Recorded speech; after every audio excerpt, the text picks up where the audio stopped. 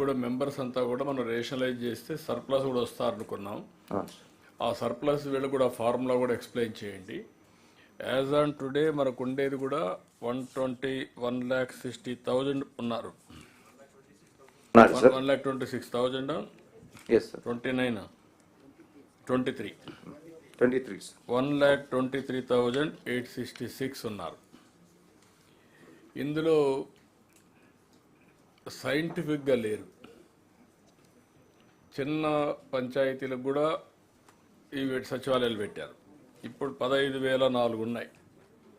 We want to rationalise వీలైనంత వరకు according to population. 2 పంచాయతీలు కానీ 3 పంచాయతీలు కానీ లేకుంటే ఒకటే పంచాయతీ కానీ ఒక పంచాయతీలో ఆఫ్ కానీ ఎట్లయినా సరే అది రేషనలైజ్ చేసి మోర్ సర్వీస్ ఓరియంటెడ్గా లాజిస్టిక్స్ కూడా రీచ్ అయ్యేడుగా. మరీ దూరంగా ఉంటే 2 పెట్టుకొని ఒక ఎక్సర్సైజ్ చేయమన్నా కలెక్టర్ కూడా ఎక్సర్సైజ్ చేస్తే రేషనలైజేషన్ అవుతుంది. Still there is a surplus అని పెట్టారు నాకు. ఫస్ట్ ఆఫ్ ఆల్ సర్ప్లస్ కాకుండా ఇప్పుడు డిప్యుటేషన్ పోయిన వాళ్ళు okay. There are some departments, line departments కూడా సంబంధం ఉండాలి. ఉదాహరణకు మెడికల్ అండ్ హెల్త్ పంచాయతీలో కూర్చోబెడుతున్నారు సచివాలయంలో, వాళ్ళు లైన్ డిపార్ట్మెంట్ టచ్ పోతా ఉంది.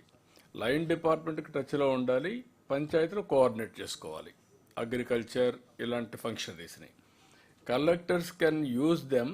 You will have a clarity how to deploy కానీ అవసరం వాడుకోవడం కానీ అల్టిమేట్గా they have to work under them for efficiency building కోసం.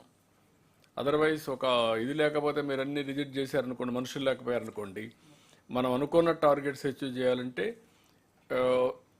ఈ సచివాలయంలో ఉండే staff will be the major source of human resources for them. Give that freedom to them. మరీ ఎక్కడికో పంపించేయడం కాకుండా క్రూషియల్ పొజిషన్లు ఎక్కడైతే అక్కడ వాడుకుంటారు. సార్ సబ్మిషన్ సార్ చాలా మంది వీళ్ళు జాయిన్ అయిన తర్వాత sir various exam group 2 group 1 ఇట్లా రాసిన తర్వాత వేరే ఎగ్జామ్స్కి వెళ్ళిపోయి రిజైన్స్ ఎక్కువ ఉన్నాయి సార్, వేకెన్సీలు చాలా ఎక్కువ ఉన్నాయి సార్.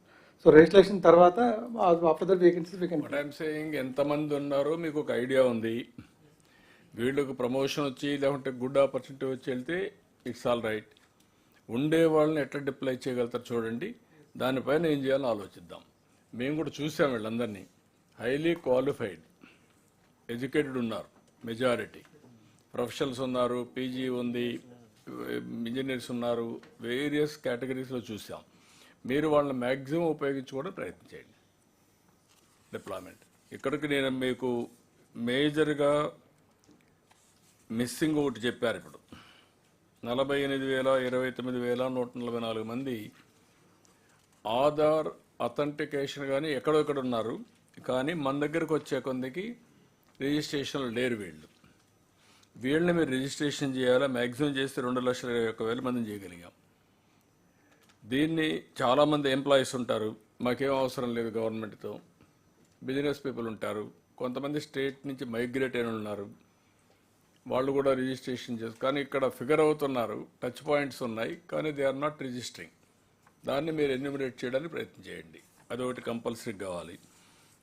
మొన్న ఫ్లడ్స్ అప్పుడు చూసాం, మేము చెక్కులు వేస్తే అన్నీ బౌన్స్ అయినాయి, అవి రీచ్ కాలేదు. అక్కడి నుంచి ఇప్పుడు ఆల్ బ్యాంక్ అకౌంట్స్ అన్నీ యాక్టివేట్ చేయాలని ఎన్పిసిఐ ప్రయత్నం చేస్తున్నాం. ఇప్పటికి 97% చేయగలిగారు.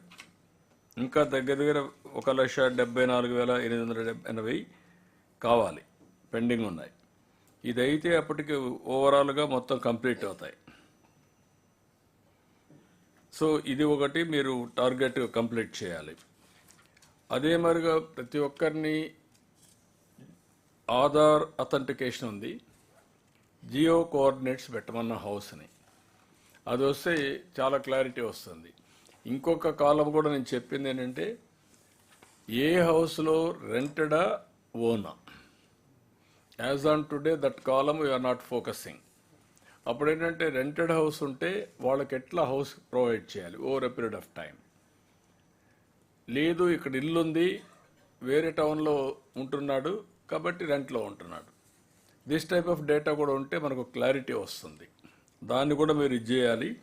95.47 అయింది. ఇంకొక 4% కంప్లీట్ చేయగలిగితే 100% జియో ట్యాగింగ్ అవుతుంది.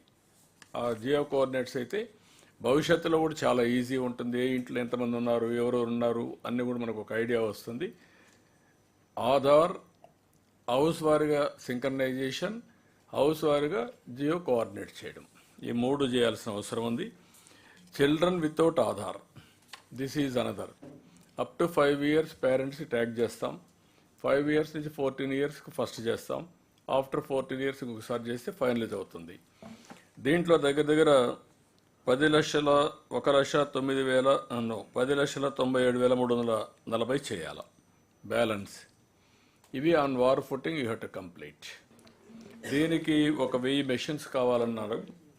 అవి కూడా ఒక 20 కోట్లు అవుతుందన్నారు. We're prepare to sanction.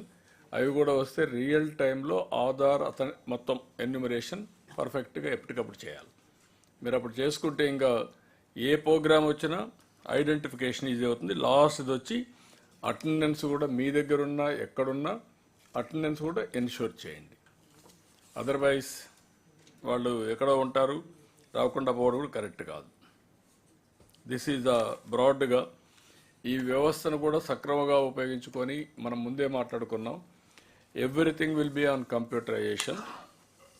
Data అంతా మీకు కంప్యూటర్లో ఉంటుంది. అదే సమయంలో ఎక్కడికక్కడ మీకు డ్రోన్స్ కానీ, సీసీటీవీ కెమెరాలు కానీ, డేటా కానీ, ఐఓటీస్ కానీ, సెల్ ఫోన్ కానీ ఇవన్నీ ఉంటాయి.